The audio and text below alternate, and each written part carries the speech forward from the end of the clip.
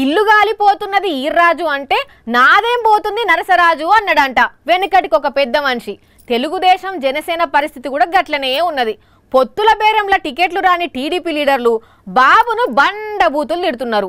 నమ్మినందుకు నట్టేట ముంచిండు అని శోకాలు పెడుతున్నారు.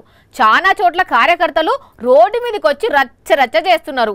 అయినా కూడా నాదేం పోయింది నరసరాజు అన్నట్టు చంద్రబాబు లైట్ తీసుకుంటున్నాడు. వామ్మో లొల్లి బాగానే అవుతున్నది కదా. రే ఎవ్వరు తగ్గుతలేరు, కుర్చీలు ఇరగొట్టిండ్రు. అగో బయట చూడండి ఫ్లెక్సీలు, పాంప్లెట్లు, చంద్రబాబు ఫోటోలు, జెండాలు కుప్పబోసి మంట పెట్టిండ్రు. తెలుగు తమ్ముళ్ళ గుస్సా మామూలుగా లేదు కదా.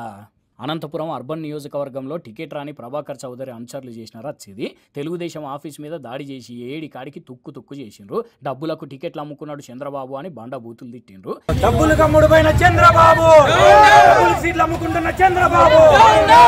ఇక్కడనే కాదు భీమిలీలో కూడా ఇదే లొల్లి. గంటా శ్రీనివాసరావుకు టికెట్ ఎట్లు ఇస్తారని ఒక దిక్కు టీడీపీ నాయకులు, ఇంకో దిక్కు జనసేన లీడర్లు గాయి చేస్తున్నారు.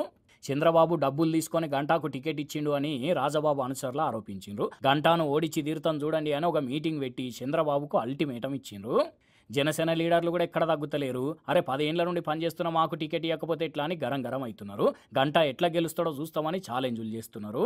ఇక అనపర్తిలో టీడీపీ టికెట్ మిస్ అయిన నల్లమిల్లి రామకృష్ణారెడ్డి అనుచరులు చేసిన రచ్చ ఇంకా సల్లారనే లేదు. మొత్తానికి పొత్తుల వ్యవహారం మా దుంపదించిందని ఏడుస్తున్నారు టికెట్లు రాని టీడీపీ జనసేన లీడర్లు. కానీ నమ్మిచ్చి లాస్ట్ మినిట్లో నడ్డి మీద దన్నుడు చంద్రబాబుకు అలవాటే కదా అనుకుంటుర్రట. ఈ లొల్లులు దగ్గర నుండి చూస్తున్న కొంతమంది తెలుగుదేశం కార్యకర్తలే.